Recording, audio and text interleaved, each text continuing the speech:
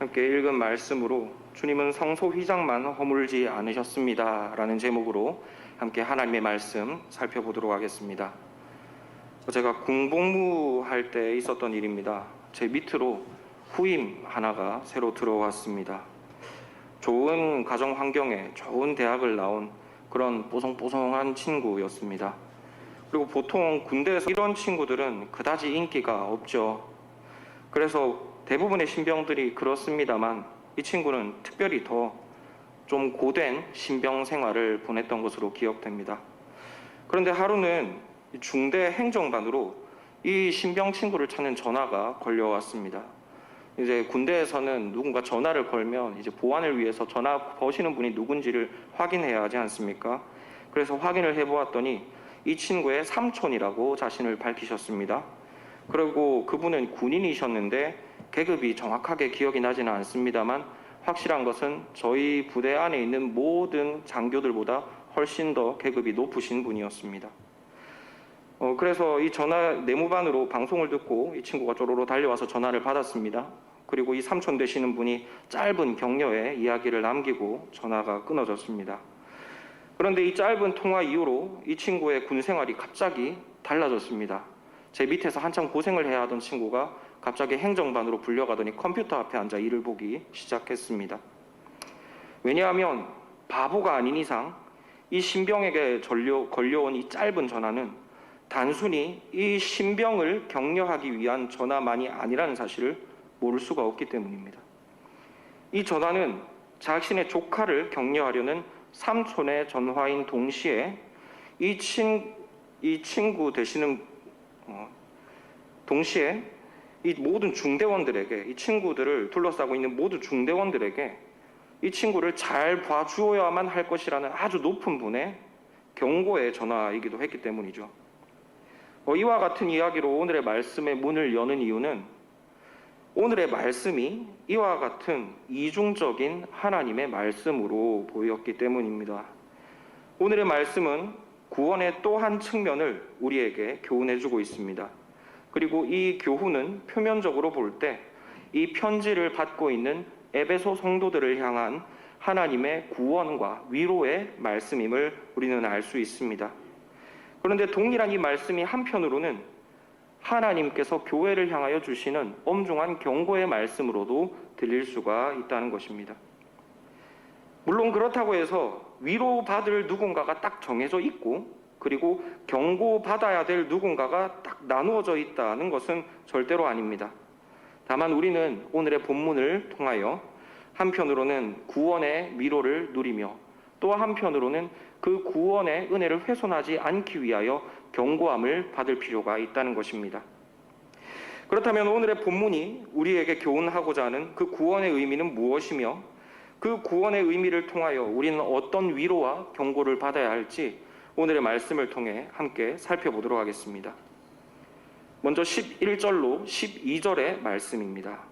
그러므로 생각하라. 너희는 그때 육체로는 이방인이요 손으로 육체의 할례를 받은 무리라 칭하는 자들로부터 할례를 받지 않은 무리라 칭함을 받는 자들이라.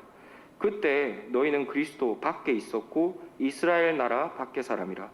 약속의 언약들에 대하여는 외인이요 세상에서 소망이 없고 하나님도 없는 자이더니. 사도 바울은 본문에서 이 구원받은 에베소 성도들이 아직 구원을 받기 이전에 얼마나 비참했던가에 대해서 다시 설명을 해주고 있습니다. 그런데 말씀을 찬찬히 살펴보면 사도 바울은 구원받은 성도들을 마치 남 부르는 것처럼 아주 배타적으로 부르고 있음을 알 수 있습니다. 우리가 이렇게 구원받기 전에는 이러이러했습니다 라고 표현할 수 있는 것인데 사도 바울은 굳이 너희라고 표현하고 있습니다. 이는 뿐만 아니라 2장 전체에서 그렇습니다. 에베소 성도들을 계속해서 자신과 구별하여 너희라고 주로 부르고 있습니다. 그리고 그와 대조적으로 사도 바울은 자신을 포함하는 우리라는 무리를 또한 오늘의 말씀에서 등장시키고 있습니다. 그렇다면 사도 바울은 여기에서 왜 지금 에베소 교회 성도들을 너희라고 배타적으로 부르고 있는 것일까요? 그리고 사도 바울이 여기서 말하는 우리라는 무리들은 어떤 무리일까요? 이것을 이해하는 것은 오늘의 말씀을 이해하는 데 아주 중요한 열쇠가 됩니다.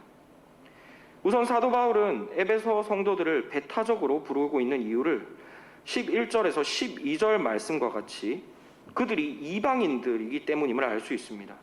그에 반해 지금 사도 바울이 속한 우리라는 그룹은 이방인이 아닌 유대인들입니다. 즉 사도 바울은 자신은 유대인 출신 성도고 에베소 성도들은 이방인 출신 성도들이기 때문에 에베소 성도들을 향해 지금 너희라고 표현의 선을 긋고 있는 것이죠. 아마 이 말씀을 들으시면 그게 왜 선을 그을 이유인가라고 생각하실 것 같습니다. 사도 바울은 유대인이고 에베소 성도들은 이방인 출신인데 그것이 왜 교회 안에서 서로를 차별해야 할 이유인가? 어쩌면 사도 바울이 인종차별주의자라고 생각도 할 수 있을 것입니다. 하지만 이것은 당시 문화로 볼 때뿐만 아니라 성경적으로 볼 때에도 일반적인 일이라고 할 수 있습니다. 왜냐하면 인류가 하나님께로부터 에덴 동산에서 독립을 선언하고 그 이후로 하나님과 원수가 된 이후에 하나님께서 다시 자기 백성 삼아주시고 은혜를 베풀어 주신 자들은 이 이스라엘 자손들밖에 없었기 때문입니다. 그리고 말씀이 쓰여질 당시에 이 이스라엘의 참된 후손이라고 여겨지는 이들은 유대인들밖에 없었죠. 모든 사람이 죄를 범하였기 때문에 모두 하나님의 영광에 이르지 못한 것은 사실입니다. 하지만 하나님은 그 모든 죄인들 중에 특별히 이 아브라함 자손들, 그 중에서 유대인들에게 일방적이고 신실하신 약속, 곧 언약을 주셨습니다. 그리고 하나님은 그 약속을 따라 지금껏 이스라엘 백성들을 아주 특별하게 대해 주셨던 것이 사실입니다. 그리고 그 언약 관계를 가장 잘 보여주는 상징물이 있다면 아마도 예루살렘에 있던 성전일 것입니다. 우리가 아는 대로 성전은 하나님께서 자기 백성들 가운데 머무시는 처소죠. 하나님의 함께하심을 상징하며 하나님께서 자기 백성을 향해 특별하게 나타내시는 호의를 보여주는 상징물입니다.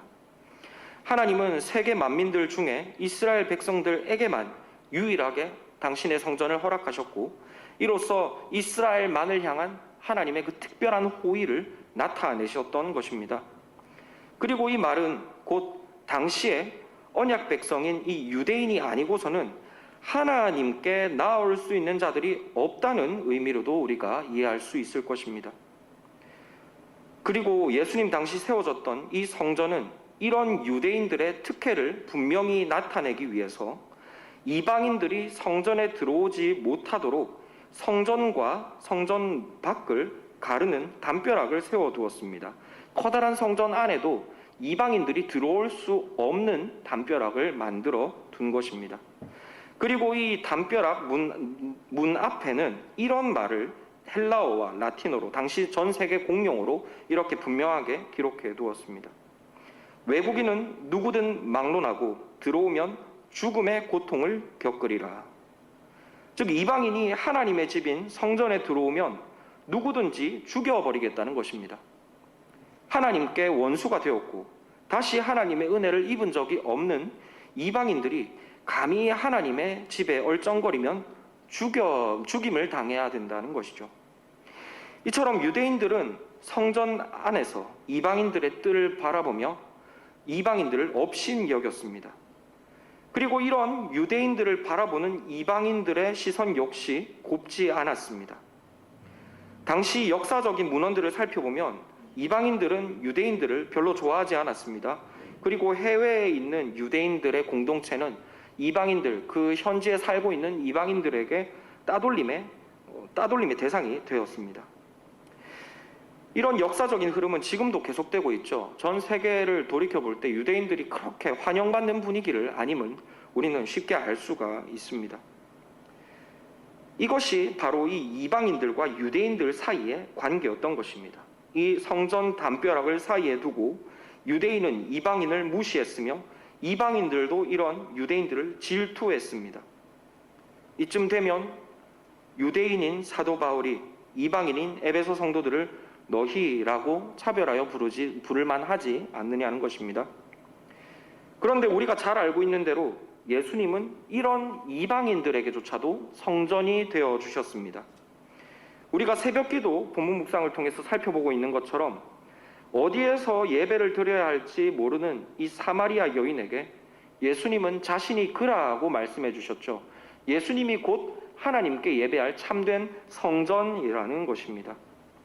내가 너에게 하나님을 데려다 줄, 하나님께 예배하게 할 참 성전이라고 이 유대인들에게 개처럼 무시당하는 이 사마리아 여인에게 말씀해 주신 것이죠.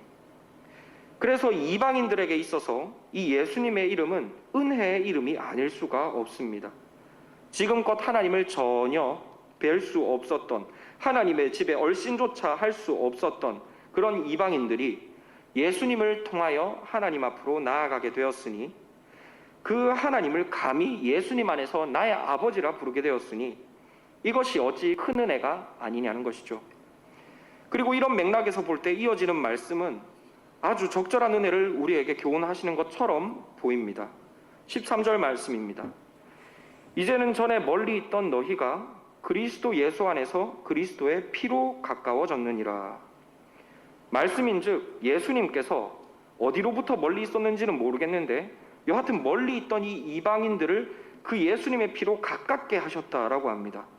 그러니 우리는 자연스럽게 이 말씀을 하나님께로부터 멀리 있던 이방인들을 하나님 예수님께서 가깝게 해주셨구나라고 생각하게 되는 것이죠. 그리고 이와 같은 구원의 의미는 우리가 잘 알고 있는 대로 성소의 휘장이 예수님께 죽으심과 함께 찢어지는 것을 통해서 분명히 나타났습니다. 예수님께서 십자가에 못 박혀 죽으실 때 예수님은 이 지성소의 벽, 곧 성전 휘장을 찢으심으로 하나님 앞으로 나아갈 길을 열어주셨죠. 그리고 이것은 성경이 이야기하고 있는 구원의 아주 중요한 의미 중 하나가 맞습니다. 하나님과 원수되어 감히 그분의 처소에 발도 들일 수 없던 이방 죄인들이 예수님 안에서 하나님께 나아갈 길을 얻었다는 것, 이것은 구원의 분명한 교리 중 하나가 확실합니다. 그런데 이어지는 말씀을 보면 이 전에는 멀리 있었던 너희가 예수님 안에서 가까워졌다라는 것은 이 의미를 우리에게 말하는 것이 아닙니다. 이어지는 말씀을 살펴보면 그 가까움은 하나님과 이방인들의 가까움이 아니라 이방인과 유대인 사이의 가까워짐임을 알 수 있습니다. 14절 말씀입니다. 그는 우리의 화평이신지라 둘로 하나를 만드사 원수된 것 곧 중간에 막힌 담 자체를 담을 자기 육체로 허시고. 말씀을 들여다보면 사도 바울은 예수님은 하나님과 너희들 사이의 화평이시다라고 말하고 있지 않습니다. 사도 바울은 예수님이 그러니까 우리 유대인과 너희 이방인들 사이의 화평이시다라고 말씀하고 있는 것입니다. 즉 예수님의 구원은 하나님과 사람 사이의 화평일 뿐만 아니라 이전에 원수되어서 서로를 멸시하고 질투하던 유대인들과 이방인들 사이에도 화평이 되어주신다는 것이죠. 그래서 사도 바울은 예수님께서 우리와 하나님 사이에 휘장을 허무신 것처럼 유대인과 이방인 사이에 막혀있는 그 담도 허무셨다고 말씀은 기록합니다. 14절 말씀에 곧 중간에 막힌 담을 예수님께서 허무셨다라고 하는데 여기에 있는 이 담은 앞서 말씀드린 성전에서 이방인의 뜰과 예루살렘 성전을 가로막고 있는 그 담을 상징하는 것입니다. 즉 사도 바울은 예수님께서 주신 구원이란 하나님과의 화평일 뿐만 아니라 이방인과 유대인들 사이의 화평, 곧 성도들 간의 화평이기도 하다는 사실을 우리에게 보여주고 있는 것이죠. 그러니 교회 안에는 유대인과 이방인의 차별이 있을 수가 없다고 사도 바울은 교훈하고 있는 것입니다. 그리고 이처럼 다른 민족이요, 다른 역사로 말미암아 깊은 반목이 있었던 유대인들과 이방인들 사이에도 예수님이 그 적된 담을 허무셨다면 한 민족으로 이루어진 우리 교회는 하나가 되어야 함이 마땅할 것입니다. 그런데 이런 말씀을 듣고 있노라면 우리에게 한 가지 궁금증이 생깁니다. 예수님께서 이방인과 유대인 사이에 담벼락을 허무셨다. 그렇기 때문에 교회는 차별 없이 하나가 되어야 한다는 것은 이해가 됩니다. 그런데 도대체 예수님께서 언제 이방인과 유대인 사이에 담벼락을 허무셨느냐는 것입니다. 우리는 분명히 알고 있기로 예수님은 하나님과 우리 사이에 담벼락은 허무신 적이 있습니다. 그런데 성경 어디에도 예수님께서 성전에 세워져 있던 이방인과 유대인 사이에 담벼락을 허무셨다는 기록은 나타나 있지 않습니다. 사도행전 말씀을 봐도 그 담은 멀쩡하게 서 있었습니다. 그렇다면 오늘의 말씀에서 예수님께서 허무셨다고 하는 담벼락은 구체적으로 무엇을 의미할까요? 이에 대한 답을 찾음으로 우리는 교회에서 어떻게 하나가 되어야 하는가라는 실천적인 교훈을 얻을 수가 있겠는데요. 앞서 말씀드린 대로 이 담벼락은 1차적으로 그 성전에 있는 이방인과 유대인들을 나누는 담벼락이라고 했습니다. 그런데 과연 유대인들과 이방인들을 원수되게 했던 것이 진짜 이 성전에 서 있는 물리적인 담벼락이었을까요? 이해를 돕기 위해서 한 가지 예를 들어보겠습니다.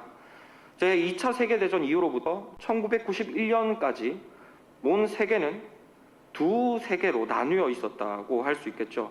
미국을 중심으로 하는 자유주의 진영과 소련을 중심으로 하고 있는 사회주의 진영, 이렇게 세계는 두 세계로 나누어져 있었습니다.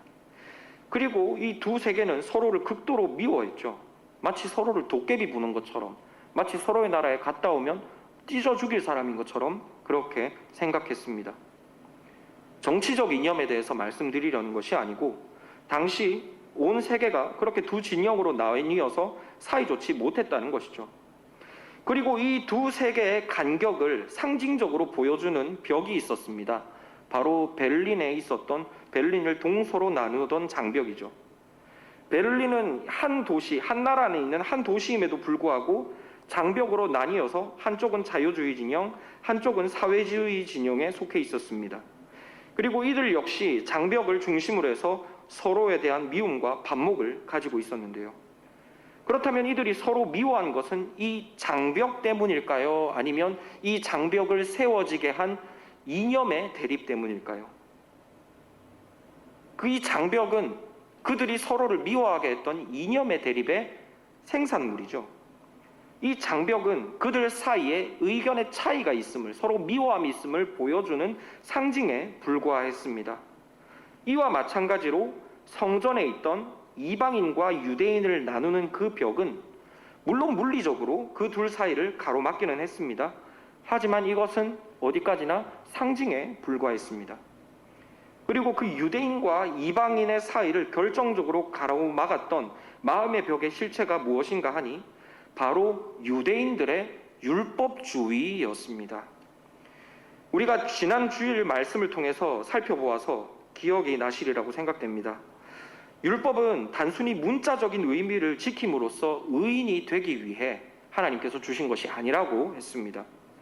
율법을 문자 그대로 살인하지 말라라는 말씀을 그대로 살인만 안 하는 것으로 지켰다고 생각할 수 없다는 것이죠. 율법은 궁극적으로 하나님을 기쁘시게 하고 하나님을 사랑하는 이정표라고 할 수가 있겠습니다. 마음을 다하고 뜻을 다하여 하나님을 사랑할 길을 우리는 이 계명의 말씀 안에서 찾아가야 한다는 것입니다. 일종의 하나님 사랑을 찾아가는 표지판이라고 하겠습니다. 그런데 문제는 유대인들이 이런 율법을 가지고 자신을 자랑하는 일에 사용하고 있더라는 것입니다. 하나님은 율법을 하나님이 기뻐하시는 길을 찾는 이정표로 세워주셨는데 유대인들은 그것을 가지고 하나님 사랑할 길을 찾아가는 것이 아니라 그 서 있는 표지판에 뿔뿔 기어 올라가서 자신이 이만큼 높이 있다라고 스스로를 자랑하고 있더라는 것입니다. 그리고 그 율법 위에 서 있는 자신을 자랑하며 이방인들과 자신을 차별했던 것이죠. 그리고 하나님에 대해 아무것도 모르는 이방인들은 유대인이 그런 식으로 자신과 이방인들 사이에 담을 쌓으니 이방인들도 그런 유대인들을 바라보며 시기하고 있더라는 것입니다. 하나님께서 주신 율법이 무엇인지 아무도 모르고 다 엉뚱하게 오해하고 있더라는 것이죠. 이 잘못된 율법주의가 바로 성전의 벽으로 상징되고 있는 유대인과 이방인 사이의 진짜 벽이었던 것입니다. 진짜 서로가 원수가 되었던 이유인 것이죠. 하나님은 하나님의 은혜를 열방 가운데 나타내시려고, 열방 가운데 흘려보내시려고 유대인들을 먼저 부르셔서 그들에게 율법을 주셨는데, 유대인들은 이방인들과 자신을 가르는 방법으로서 이 율법을 사용하고 있더라는 것입니다. 하나님께서 이스라엘을 향한 사랑을 온 민족 가운데 흘려보내기를 원하셨는데, 저들은 자신들이 율법을 잘 지켜서 하나님이 자신을 사랑하는 줄 착각하고 이로써 이방인들을 배타적으로 여기고 있더라는 것입니다. 그런데 예수님께서 오셔서 이 착각의 장벽을 한 번에 허물어 버리셨습니다. 15절 말씀입니다. 법조문으로 된 계명의 율법을 폐하셨으니 이는 이 둘로 자기 안에 한 세 사람을 지어 화평하게 하시고. 사도 바울은 예수님께서 법조문으로 된 계명의 율법을 폐하셨다고 증언합니다. 마태복음 5장 17절 말씀이 증언하듯이 예수님은 율법을 폐하러 오신 것은 절대로 아닙니다. 율법을 오히려 완전하게 하러 오신 것이죠. 그렇기 때문에 여기에서 말하는 예수님께서 법조문으로 된 율법의 계명을 폐했다는 것은 계명 자체가 쓸모없다는 의미가 절대로 아닙니다. 다시 한번 말씀드립니다. 여기에서 율법을 폐하셨다는 것은 이제는 율법 지킬 필요가 없다는 의미가 결코 아닙니다. 여기에서 이 율법을 폐하셨다는 것은 지금껏 유대인들이 교만함으로 만들어 두었던 이방인과 유대인 사이의 장벽으로서 그 잘못된 율법 지킴, 그것을 허무셨다는 의미입니다.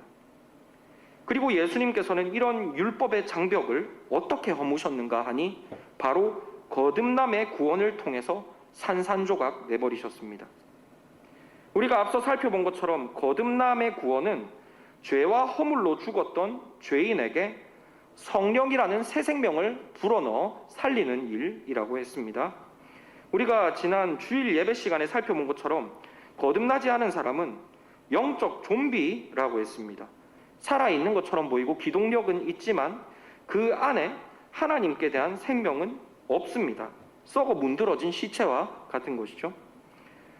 이런 영적 좀비들에게 어떻게 하나님께 대한 의로움과 남을 차별할 수 있는 자격이 남아있겠습니까? 좀 썩었다, 덜 썩었다의 문제일 뿐이지 시체에게 생명이 없기는 매 한 가지입니다. 그런 영적인 시체들인 인생들에게 예수님은 예수님의 영인 성령을 불어넣어 다시 살아나게 하는 작업을 해주셨습니다.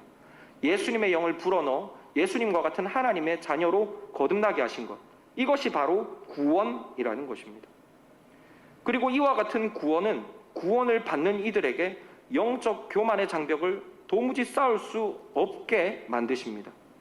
왜냐하면 자신이 시신임을, 하나님을 향하여 완전히 죽어있던 사람임을 인정할 수밖에 없는 구원에 어떻게 자신의 교만과 자랑이 들어갈 수 있겠느냐 하는 것이죠. 뿐만 아니라 오늘의 말씀은 예수님께서 예수님 안으로의 연합을 통해서 우리 안에 있는 벽을 또 한 번 더 허무셨다고 교훈하고 있습니다. 지난 시간에 살펴본 것처럼 예수님께서 우리를 구원하신 방법은 예수님 안으로의 구원이라고 했습니다. 구원받은 옛 죄인은 죽어서 없어졌습니다.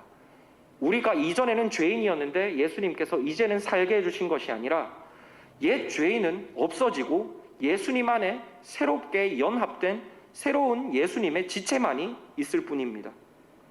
그래서 엄밀하게 따지면 구원받은 사람은 없고 구원받은 예수님의 지체만이 있을 뿐인 것이죠. 그래서 구원받은 성도는 개인으로 존재할 수 없습니다. 오직 우리를 자기 안으로 연합하게 하신 예수님과 그리고 그분의 몸인, 그분의 지체인 우리만이 있을 뿐입니다. 예수님의 지체로 이렇게 구원받은 우리가 다른 지체와 담을 쌓을 수가 있겠습니까? 내가 우월하다 하여 저 사람과 나를 담을 쌓는다. 이것은 곧 자기 스스로가 몸에서 떨어져 나갔음을 인정하는 것밖에 되지 않습니다. 몸에서 떨어져 나간 지체는 엄밀히 말하면 고기 덩어리이죠.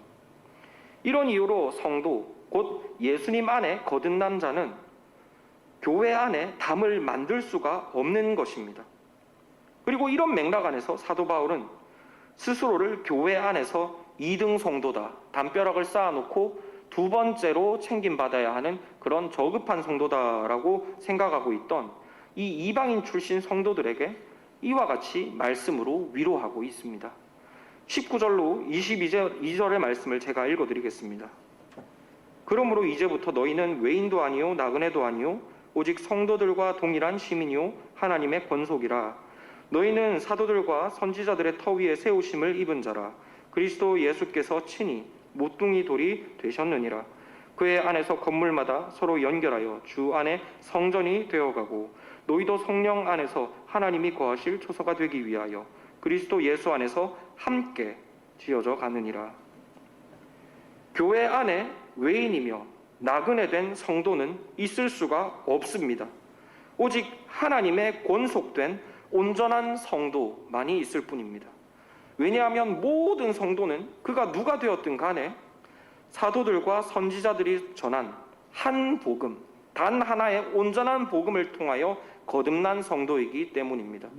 그리고 이와 같이 온전한 복음을 통해 주님께로 돌아온 성도라는 것은 하나님께서 예수님에게 특별히 맡겨주신 성도라는 의미이며, 예수님은 그런 성도에게는 반드시 친히 모퉁이 돌이 되어주셔서 그가 교회의 일부로 연합되게 하십니다. 예수님께서 그 모든 성도들에게 자신을 연합하심으로 그 성도에 대한 책임을 맡으신다는 것이죠. 유대인이든 이방이든 상관없이 모든 성도 한 사람 한 사람에게 동일하게 예수님은 그와 연합하시고 그를 자신의 몸으로 초대하십니다. 예수님 안에서 우리는 하나님을 향하여 모든 담이 허물어졌을 뿐만 아니라 우리 서로를 향하여서도 모든 담벼락이 허물어졌다는 것을 오늘의 말씀이 우리에게 교훈하고 있는 것이죠. 그리고 이로써 오늘의 말씀을 정리하면 이렇습니다. 교회 안에는 유대인 출신 성도들과 이방인 출신 성도들 사이에 차별과 갈등이 있었습니다. 그 차별은 바로 율법에 대한 오해로 비롯된 것이었습니다. 사도 바울은 이런 차별과 갈등을 성전 안에 있는 성전 내부와 이방인의 뜰을 가르는 벽으로 상징적으로 표현했는데요. 그러나 예수님은 그 성전의 벽을 무너뜨리는 분이라고 오늘 말씀은 교훈하고 있습니다. 예수님은 1차적으로 우리가 하나님께 나아갈 그 성소 휘장을 허물어뜨려 주셨고, 다음으로는 유대인과 이방인들 사이를 가로막고 있던 벽, 곧 잘못된 율법주의를 허물어뜨려 주셨습니다. 뿐만 아니라 예수님은 자신 안에서 유대인이나 이방인이나 전혀 차별 없이 한 예수님의 몸으로 연합하게 하셨습니다. 예수님 안에서 이방인도 유대인도 온데간데 없어지고 오직 예수님 한 분, 그분만이 남으시게 되는 것입니다. 그리고 이와 같은 복음의 교훈은 교회 안에서 2등 성도로 취급받던 이 이방인 출신 에베소 성도들을 위로하는 말씀이 아닐 수가 없습니다. 하지만 저는 이 말씀을 묵상하기를, 이는 동시에 스스로를 교회 안에서 1등 성도라고 착각했던 유대인들, 그리고 그들과 같은 실수를 범하고 있는 모든 세대의 성도들을 향한 하나님의 경고의 말씀이기도 하다고 생각해 보았습니다. 그리고 이것은 우리 교회를 보았을 때 이곳에 모인 우리에게 더욱더 엄하게 적용될 수 있을 것입니다. 우리는 하나님께 더 많은 은혜를 받았음에 분명합니다. 복음에 대한 지식, 직분, 신앙의 연수, 기도의 자리를 지킬 수 있는 삶의 여유 등 이 모든 것은 하나님께서 우리에게 주신 은사입니다. 이 모든 것은 우리 개인의 신앙의 유익을 위한 것일 뿐만 아니라 교회를 든든히 세워가라고 주 예수님께서 자신의 몸 중 특별한 지체들에게 허락하신 은사인 것입니다. 교회의 재산이라고도 할 수 있겠습니다. 하지만 우리를 포함하여 이 많은 신앙의 깊은 연수를 가졌다 하는 분들이 이 주님의 몸 안에 담벼락을 세우는 실수를 범해왔고 지금 우리도 범하고 있는지도 모릅니다. 그리고 오늘의 말씀은 이와 같이 교회 안에서 교만의 담을 세우는 일이 누구의 공덕을 무너뜨리는 실수인가에 관하여 엄하게 교훈하고 있습니다. 14절, 20절, 22절의 말씀입니다. 그는 예수님이십니다. 우리의 화평이신지라 둘로 하나를 만드사 원소된 것 곧 중간에 막힌 담을 자기 육체로 허시고 그리스도 예수께서 친히 연합하게 하시는 모퉁이 돌이 되셨느니라. 그리스도 예수 안에서 함께 지어져 가느니라. 오늘의 말씀은 이처럼 교회의 모든 담벼락을 허무는 그 공로가, 그 사역의 주권이, 그 수고의 헌신이 예수님께 있음을 반복하여 강조하고 있습니다. 그렇기 때문에 교회의 담벼락을 세우는 일은 곧 예수님의 구원의 역사에 도전하는 일이라고 오늘의 말씀이 경고하고 있는 것입니다. 말씀을 맺고자 합니다. 예수님께서 십자가 위에서 허무신 벽은 하나님께 나아갈 지성소 휘장만이 아닙니다. 우리 주 예수님은 우리들 사이에 있는 모든 교만의 벽을 허무시고 자신 안에서 우리를 겸손으로 연합하게 하셨습니다. 이것이 오늘의 말씀이 우리에게 교훈하시는 구원의 은혜입니다. 그러므로 주 예수님께서 우리에게 주신 구원을 감사히 소중히 여기는 우리는 주께서 허무신 담벼락을 다시 교회 안에 세우지 않도록 노력해야 되겠습니다. 특별히 이곳에 모인 더 많은 은혜를 받은 우리가 더 조심해야 하겠습니다. 그렇게 될 때 주님의 담벼락을 허무시는 그 하나되게 하심의 은혜가 이 교회 가운데 이곳에 모인 우리를 통하여 하나님 안에서 아름답게 나타나게 될 줄로 믿습니다.